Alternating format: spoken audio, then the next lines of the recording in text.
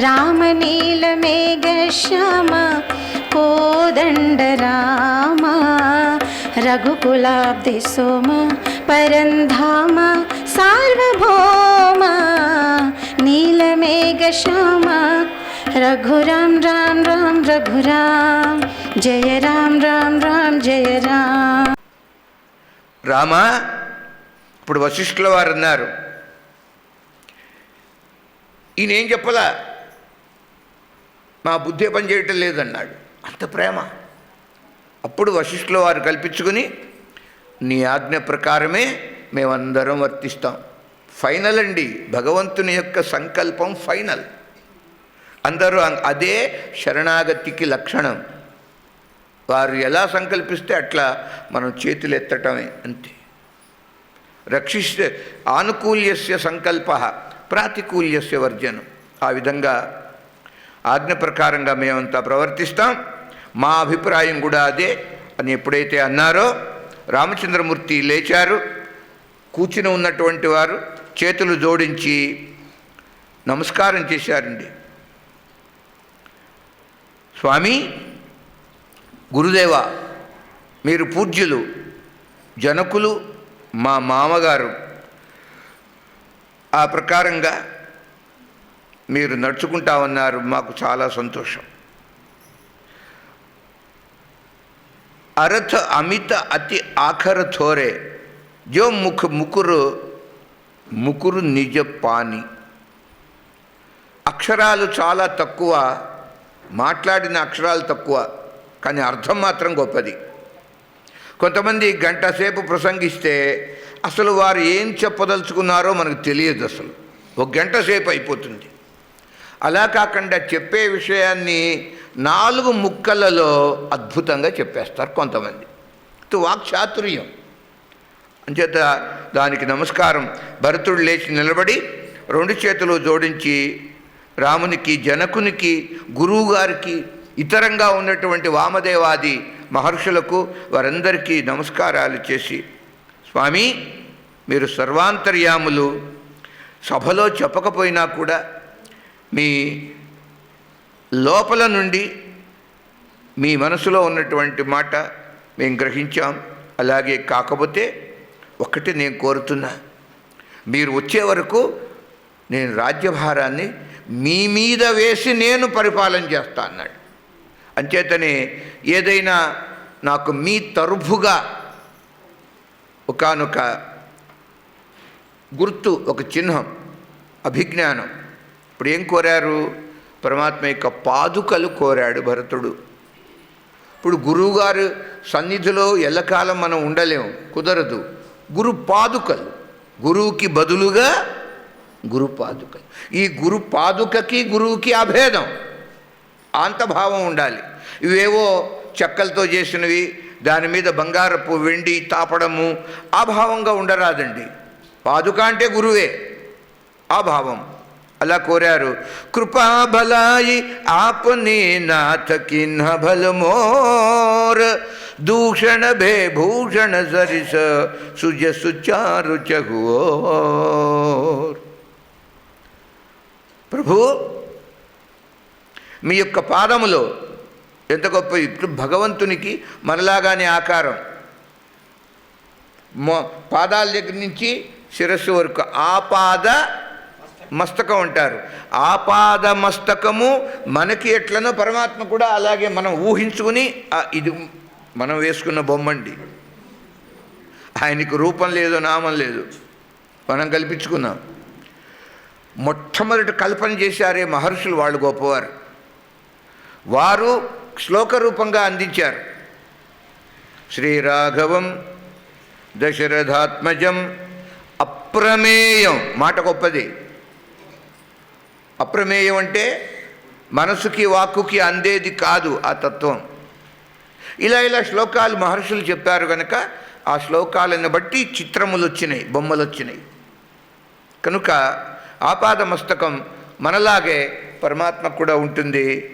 భరతుల వారు అంటున్నారు, స్వామి, సత్యమునకు, సుకృతానికి, సుఖానికి మీ పాదములు ఆటపట్టు.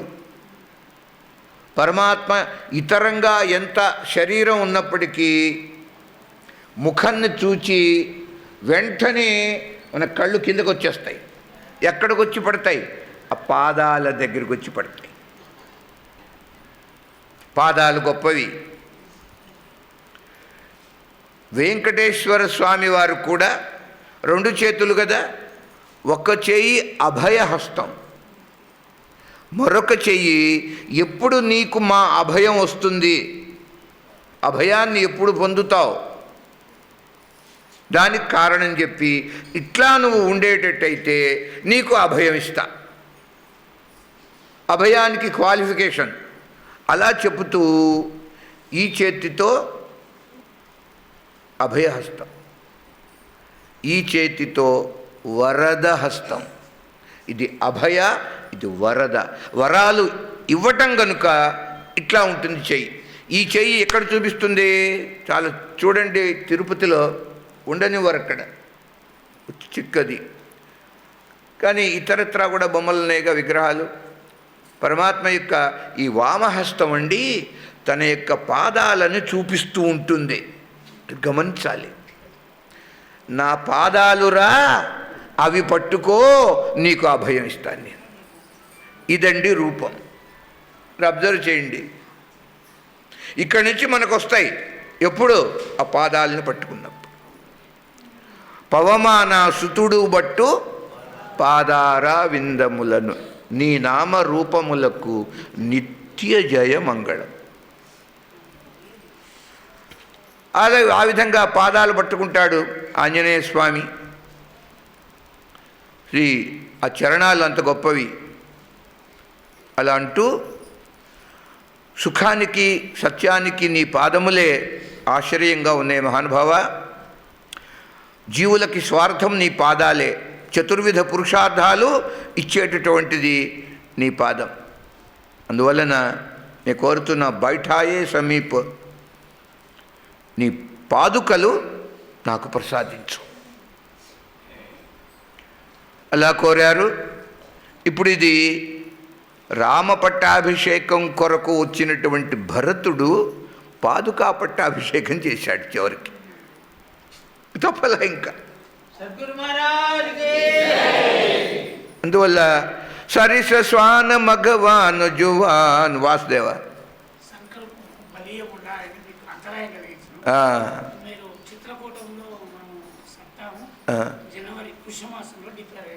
వాసుదేవ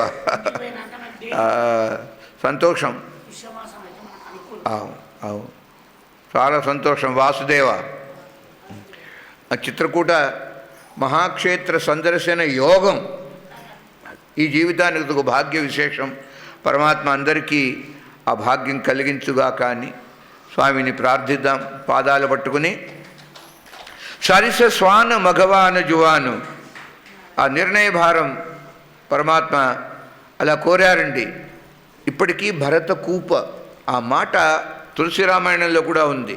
భరతకూప అబ్ కహిహిలోగా అతి పావన తీరథ జలజోగా, గొప్ప తీర్థం స్థానం అయింది ఆ భరతకూపం కూడా. ప్రేమ సనేమ నిమజ్జన పాని హోయిహి బిమల కరమ మనుబాని, ఆ పేరిట నేటికి ఉన్నది మనకి. ఆ విధంగా పరమాత్మ కరుణించారు. సమాజం చూడండి, ప్రభుకరి కృప పావరి దీన్ని చాలా దయ కృపతోటి తాను ధరించిన ఆ పావకోళ్ళు అంటారు, పాదుకలు అంటే పావకోళ్ళు అని తెలుగులో, అవి ఇచ్చారట. పాలహు అవధ అవధి భరి జాయి, పావకోళ్ళు ఇచ్చారు. సాదరంగా ప్రేమగా భరతునికి ఇచ్చారు. స్వీకరించాడు భరతుడు. కానీ ఒక కండిషన్ పెట్టారు. రామా అన్నయ్య, 14 సంవత్సరాలు ఏ రోజుతో నిండిపోతాయో ఆ మరుసటి రోజున మీ దర్శన భాగ్యం మాకు కలక్కపోతే ఈ భరతుడు అగ్ని ప్రవేశం చేస్తాడన్నారు. మేము ఇంకా ఉండమన్నారు. అంతవరకు ఉంటాను నేను. చాలా ఎలా భరతుడండి అయోధ్యకు తిరిగి వచ్చిన తర్వాత అయోధ్యకు వెళ్ళలా. అయోధ్యకు సమీపంలో నందిగ్రామము అని గ్రామం, ఇప్పటికీ అదే పేరుతో నందగాం అని అంటారు. 2 నందగాం. నందగాం బృందావనంలో ఒకటి ఉంది, అది నందగ్రామం, ఇది నందిగ్రామం.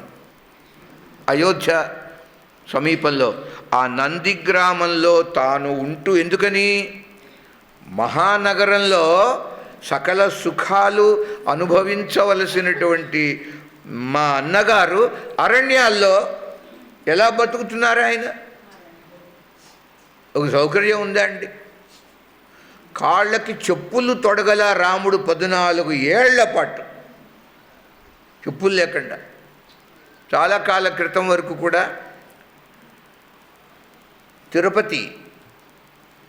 తిరుమలకి చెప్పులు లేకుండా వెళ్ళేవారు. తిరుమలకి దాదాపుగా 70-80 ఏళ్ల క్రితం వరకు పెద్దలు చెప్తారు. వారు అంటుండగా మేము విన్నాం. ఎందుకని? ఆ కొండంతా వెంకటేశ్వర స్వామి అన్నటువంటి భక్తి. చెప్పులు లేకుండా కొండ మీదకి వెళ్ళి దర్శనం చేసుకుని వచ్చేవారు. మరి ఇవాళ అవన్నీ పోయింది. చేత కలిలో క్షేత్ర మహిమ కూడా తగ్గిపోతున్నది ఇలాంటి వాటి వల్ల. కాన గ్రహించారు భరతుడు. అయోధ్య ప్రజలు చూడండి చాలా సంతోషించారు. ఎందుకంటే ఈ సమస్యకు ఒక సమన్వయం కుదిరింది కదా. రామచంద్రమూర్తి యొక్క మాట నెగ్గింది, అలాగే భరతుని యొక్క సంకల్పం కూడా నెరవేరింది. కాలినడకన అరణ్యవాసానికి వచ్చాడు పరమాత్మ. కనుక అయోధ్యలోకి నేను ప్రవేశించను, అయోధ్యకి బయట ఈ గ్రామంలో ఉంటూ చిన్న పర్ణశాల, ఇక్కడ భవంతులు లేవు, నందిగ్రామంలో పర్ణశాల నిర్మించుకుని ఆ పర్ణశాలలో రామచంద్రమూర్తి యొక్క సింహాసనాన్ని పెట్టి ఆ సింహాసనం మీద ఈ పాదుకలు ఉంచి, ప్రతి చిన్న మాట పాదుకలకి చెప్పి చేసేవారట భరతుడు. సాక్షాత్తు సింహాసనం మీద అన్నగారే ఉన్నట్టుగా భావన చేసుకుని ఆయనకి బదులుగా ప్రతినిధిగా తాను ఉండి రాజ్యశాసనం చేశారటండి. అంచేత లోకమంతా తనను స్మరిస్తూ ఉంటే తాను మాత్రం భరతుడిని స్మరిస్తాడు రాముడు. ఇంత యోగ్యత. ఇంకా భరతుడిని గురించి ఎంత చెప్పినా చాలదండి. గోమూత్రంలో యవధాన్యం, ఆ యవధాన్యాన్ని పోసి ఉడికించి అది తిన్నాడట భరతుడు. అదే ఆహారం. ఏం మన బతుకులో అనిపిస్తుంది. గోమూత్రం 1 రోజా 2 రోజులా 14 సంవత్సరాలు. కృత్వా 14 వర్షే పూర్ణే గుప్తే రవౌత్ అహం ప్రవేక్ష్యామి అనలం. 15వ సంవత్సరము మొదటి రోజున సూర్యోదయము అయితే, పూర్ణే గుప్తే రవౌ అంటే రవి, సూర్యుడు ఉదయిస్తే నేను ప్రవేక్ష్యామి అనలం, అగ్నిలో ప్రవేశిస్తా. సత్యమే తద్వచో మమ అన్నా, ఈ మాటకు నేను కట్టుబడి ఉంటా. ఆ తర్వాత తమరు వచ్చినా నేను ఉండను. నేను ఎందుకు ఉండాలి? పాదుకే దేహి రాజేంద్ర రాజ్యాయ తవ పూజితే తయోః సేవాం కరోమ్యేవ యావదాగమనం తవ ఇత్యుక్త్వా పాదుకే దివ్యే యోజయామాస పాదయోః. ఆ 2 పాదుకలు పెట్టి, మహానుభావ ఒక్కసారి మీ దివ్య పాద అరవిందాలని ఈ పాదుకలలో పెట్టండి అన్నారు. అలా స్వామి పాదుకలు ధరించి విడిచి భరతునికిచ్చారు. అందువలన జానకి రామలక్ష్మణులు పర్ణశాలలో భక్తి జ్ఞాన వైరాగ్యాలలాగా ఉన్నారటండి. సో కథలో వింటూ కథాశ్రవణం చేస్తూ భక్తి జ్ఞాన వైరాగ్యాలు పొందటమే మన లక్ష్యం. ఈ కథాశ్రవణానికి కూడా అదే గమ్యం. ఆ లక్ష్యాన్ని సాధించాలి. కథలో ఎక్కడ భక్తి ఉంది, ఎక్కడ జ్ఞానం ఉంది, ఎక్కడ వైరాగ్యం ఉంది, అవే మనకు కావాలి. భక్తి జ్ఞాన వైరాగ్యం. ఎలా ఉన్నారు పర్ణశాలలో చిత్రకూటంలో అంటే సీతా అమ్మవారు భక్తి స్వరూపమైతే పరమాత్మ సాక్షాత్ జ్ఞానం రాముడు, లక్ష్మణస్వామి వైరాగ్యంగా ఉన్నారు. భక్తి జ్ఞాన వైరాగ్యాలు సీత రామ లక్ష్మణుడు. అలా భావన ఎప్పుడూ ఉండాలి మనసులో. రామచంద్రమూర్తి దగ్గర సెలవు తీసుకున్నారు. అందరూ బయలుదేరి వచ్చేశారు. సింహాసన ప్రభు పాదుక బైఠారే నిరుపాధి. జ్యేష్ఠ మాసం, జ్యేష్ఠ శుద్ధ దశమి. ఆ రోజున గురువారం అయింది. ఆ గురువారం రోజున పాదుకా పట్టాభిషేకం జరిపారండి.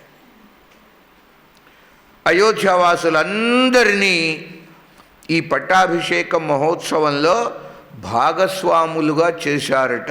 అంటే అందరూ పాల్గొన్నారు. మహావైభవంగా ఆ పట్టాభిషేక మహోత్సవం జరిగిందన్నారు. అసలు అప్పటి నుంచే రామరాజ్యం ప్రారంభమైందన్నారు. భరతుడు తక్కువవాడా? భరత శాసనం సర్వం పాదుకాభ్యాం నివేదయన్. ప్రతి చిన్న విషయము, రాజ్య పరిపాలనకు సంబంధించిన చిన్న విషయాన్ని కూడా ఆ పాదుకలకు నివేదయన్. మనం ఎట్లయితే ఆ పదార్థాలు నివేదన చేస్తామో అట్లా నివేదన చేశాట పాదుకలకి. అప్పుడే శాసనం చేశారు. తత్ర సింహాసనే నిత్యం పాదుకే స్థాప్య భక్తితః పూజయిత్వా యథా రామం గంధపుష్పాక్షతాదిభి. రామచంద్రుణ్ణి మనం ఎలా అయితే ఆ పటాలు పెట్టి నవమి రోజున శ్రీరామ నవమి ఎలా అయితే ఉత్సవాలు జరుపుకుంటామో ఆ విధంగా ప్రతిరోజు పాదుకలకి షోడశోపచారంగా పూజ చేసేవాడు భరతుడు. ప్రత్యహం ప్రతిరోజు నియత వ్రత, అది ఒక నియమంగా పెట్టుకున్నారట. అట్లా షోడశోపచార పూజ చేసిన తర్వాతనే రాజ్యపాలన. ఎవరు మంత్రులు ఎవరైనా వచ్చినా చేసినా ఏదైనా సలహా అడిగినా అలా చేసేవారు. ఫలమూలాశనో దాంత జటావల్కలధారక అధశాయి. ఎప్పుడూ కూడా 14 ఏళ్లలో పర్ణశాలలో మంచం మీద పడుకోవాలి. అధశాయి బ్రహ్మచారి సాక్షాత్ బ్రహ్మమునిర్యథా. బ్రహ్మనిష్టతోటి అలా స్థితో రామార్పితం మనా. గొప్ప మాట. మనస్సు బుద్ధి మనోబుద్ధులను రామచంద్రమూర్తికి అర్పించి బ్రతికారట 13 ఏళ్ళు. ఇదండి ఆదర్శం మనకి. భరతుడు ఆదర్శం.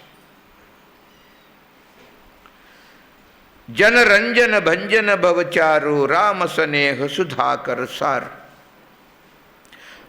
అంచేతనే రామ రామ రామ ప్రేమగా భక్తితో భయంతో రామనామ. ఆ విధంగా పరమ పునీత భరత ఆచరణు మధుర మంజు ముద మంగళకరణు. భరతుని యొక్క జీవన విధానం, ఆయన యొక్క ప్రవర్తన, బ్రతికిన తీరు 13 ఏళ్ల పాటు ఎంత పవిత్రము, పరమ పునీతం. భరతుని యొక్క ఆ నామ ఉచ్చరిస్తేనే ఒక్కసారి ఊళ్ళో జల్లుమంటుందండి, మనస్సు పావనమైపోతుంది. సీతారాముల చరణ కమల మధుపము భరతుని యొక్క మనస్సు. పాపపుంజ కుంజర మృగరాజు సమన సకల సంతాప సమాజు. అలాంటి భరతుడు భరత చరితకరి నేమ్ తులసీ జో సాదర సునహి. ఫలశ్రుతి చెప్తున్నారు. అయోధ్యకాండ శ్రవణానికి ఫలశ్రుతి. భరతుని యొక్క అతి పావనమైన పవిత్రమైన చరిత్ర ఎవరైతే శ్రద్ధాభక్తులతో వింటారో అట్టివారికి శ్రీయరామ పద ప్రేమ, సీతారాముల యొక్క పదపద్మములయందు అత్యంత తీవ్రమైన భక్తి కలుగుతుంది అని, అనన్య భక్తి కలుగుతుంది అని. అవసి హోయ్, సంశయం పడరాదు, అవశ్యము అది జరిగి తీరుతుంది అన్నారు కదా. చూడండి, ఈ కాండలో ఎన్ని రకాల ధర్మాలు, చాలా పెద్దది, సమయం అంచేతనే పడుతుంది. రాజధర్మం చెప్పారు, పతి పత్ని పుత్ర ధర్మాలు, భార్య ధర్మం ఏమిటి, భర్త ధర్మం ఏమిటి. సో స్త్రీకి పాతివ్రత్యం, ఇంకా పురుషుడికి ఏం అక్కర్లేదా? భటాచోరలే తిరుగుతూ ఉంటాడు దేశం మీద, ఇంట్లో ఈవిడ మాత్రం పతివ్రతగా ఉండాలి. తప్పండి అది. స్త్రీకి ఎలా పాతివ్రత్యమో పురుషునికి పత్ని వ్రతం ఉన్నది. అప్పుడే ఆ దాంపత్యం ఆనందంగా ఉంటుంది. 10 కాలాల పాటు నిత్య కళ్యాణంగా పచ్చతోరణంగా భటాచోరులాగా తిరగరాదు పురుషుడు. చూడు ఎలా ఉంటుందంటే, పొలం దున్నారు, చక్కగా మెత్తబడ్డది నేల, సమయం వచ్చింది, నాట్లు వేశారు. కలుపు ఏమన్నా ఉంటే పిచ్చి మొక్కలు అట్లా వదిలేయరాదు. పంట చేతికి వచ్చేంత వరకు ఆ క్షేత్రాన్ని పరిశీలిస్తూ ఉండవలే, జాగ్రత్తగా చూసుకుంటూ ఉంటేనే ఆ ధాన్యలక్ష్మి ఇంటికి వస్తుంది. అంతేగాని పొలంలో విత్తులు చల్లగానే మన పని అయిపోయింది, బలాదూర్లాగా దేశం అంతా తిరగరాదు. ఆ రైతు ఎంత జాగ్రత్తగా అప్పుడప్పుడు వచ్చి చూసి వెళుతూ ఉంటాడు. అట్లా భార్య పట్ల భర్తకి ఉన్న ఆ విధి, పొలాన్ని ఎలా చూసుకొని కాపాడుకొని రక్షిస్తూ ఉంటాడో అది క్షేత్రం. ఇంట్లో నీ భార్య నీకు క్షేత్రం. ఆ క్షేత్రంలో, ఈ క్షేత్రంలో రైతు బీజాలు వేసినట్టు ఈ భర్త ఆ క్షేత్రంలో బీజం ఇస్తాడు, వేస్తాడు, అదేగా సంతానం. అందువల్ల పురుషునికి కూడా పత్ని వ్రతం ఉంది, గమనించాలి అది. ఆ విధంగా ఇక్కడ పతి ధర్మం, పత్ని ధర్మం, పుత్రధర్మం. మంత్రులు ఎలా ఉండాలి రాజుగారి దగ్గర? సచివ అంటారు, సెక్రటరీ, వారి యొక్క ధర్మాలు. తమ్ముడి పట్ల అన్నగారు ఎలా ఉండాలి చూపించాడు. భరతుని పట్ల రాముడు ఎలా ఉన్నాడు, రాముని పట్ల 3 తమ్ముళ్ళు ఎలా ఉన్నారు. ప్రజాధర్మం, సేవక ధర్మం, ప్రజలు సేవకులు, రాజుగారి దగ్గర సేవకులుగా ఉండేవారి ధర్మం. స్వామి ధర్మం ఎట్లా ఉండాలి? ప్రభు ధర్మం. గురుధర్మం, శిష్యుల పట్ల, గురువు పట్ల శిష్య ధర్మం. ఇంకా అంతేకాదండి, 3 భార్యలు దశరథునికి ఉన్నారు కదా, ఒక ఆవిడకి 2 సవతులు. ఒక ఆమెకి కౌశల్యకి 2 సవతులు, కైకకు 2 సవతులు, సుమిత్రకు 2 సవతులు. ముఖ్యమైన వాళ్ళు వీళ్ళు కాక చాలామంది భార్యలు విడిగా ఉన్నట్టుగా చెప్తారు, రామాయణాల్లో అవి ఉన్నాయి. కనుక సపత్ని అంటారు సంస్కృతంలో. సపత్ని అంటే సవతి.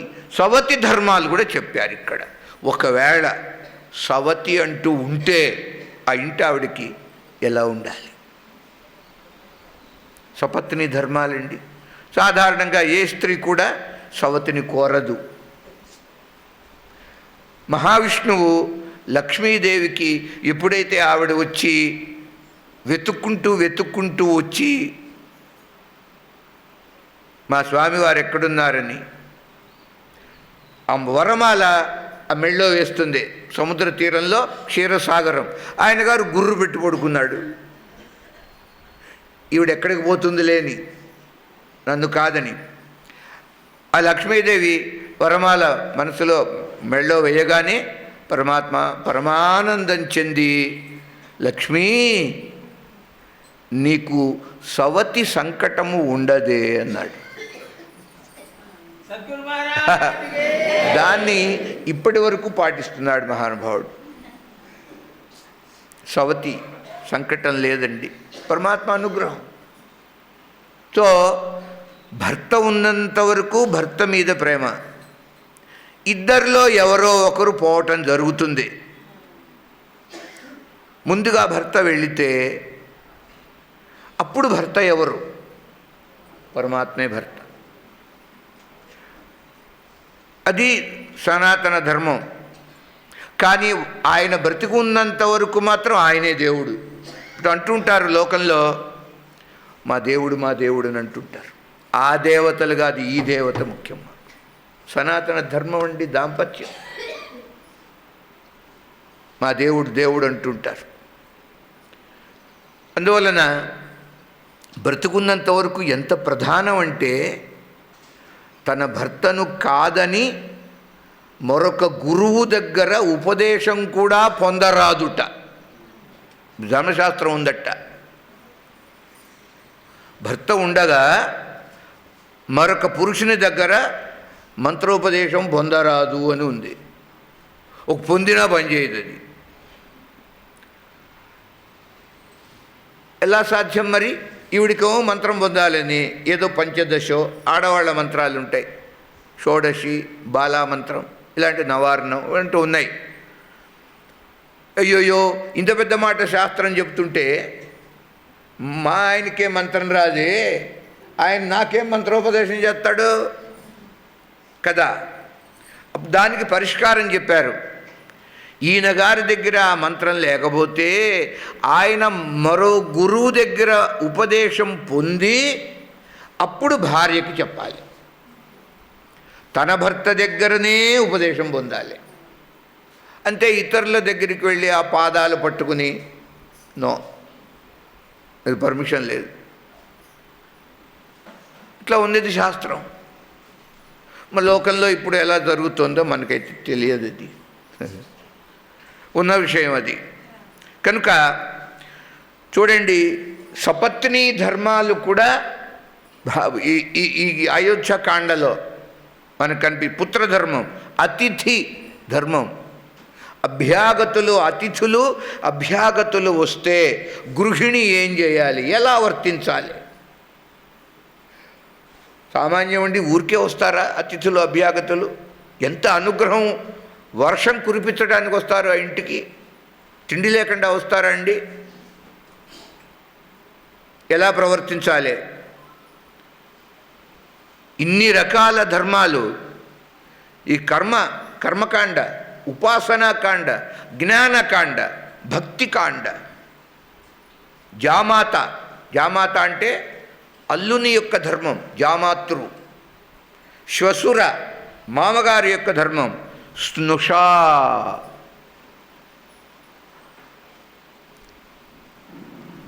అక్క చెల్లెలు పట్ల, చెల్లికి అక్కగారి పట్ల. శ్వశురు ధర్మం, అత్త పట్ల ధర్మం. కులవధు అంటారు, కోడలి ధర్మం. ఇన్ని రకాల ఆదర్శాలండి. అయోధ్యకాండలో మానస శాస్త్రం అని పేరు దీనికి, అంత గొప్పగా చెప్పారు. అంతేకాకుండా కరుణరస ప్రధానం అయోధ్యకాండ. కళ్ళంబడి నీళ్లు తెప్పిస్తుంది. ఏదో ఒక ప్రసంగం వచ్చినప్పుడు కళ్ళు ఆర్ద్రం అవుతాయి, చెమ్మగిల్లుతాయి. అయితే ఈ కరుణరసం ఉన్నదే భగవత్ ప్రేమ, స్వధర్మ నిష్ఠ. తన ధర్మంలో స్థిరంగా నిలబడేవానికి రామకథ వింటుంటే కళ్ళంబడి నీళ్ళు వస్తాయి, మనసు కరుగుతుంది. మనసు కరిగితేనే ఆ కరిగినటువంటి జలము కళ్ళ నుంచి వస్తుంది. అది సిద్ధాంతం. మనసు కరగాలి, అప్పుడు ఆనంద బిందువులు వస్తాయి. ఇది కరగకపోతే ఏమీ లేవు. అందువలన కైకేయి యొక్క చరిత్ర చూడండి, పైకి మహాస్వార్థంగా కనిపిస్తుంది, కానీ ఇతర రామాయణాలు విన్నప్పుడు బాలరాముడు చేతిలో చెయ్యేసి ఆమె నుంచి శపథపూర్వకంగా తీసుకున్నాడు. అమ్మా, నా పట్టాభిషేకాన్ని నువ్వు ఏం చేయాలి? ఖండించవలే.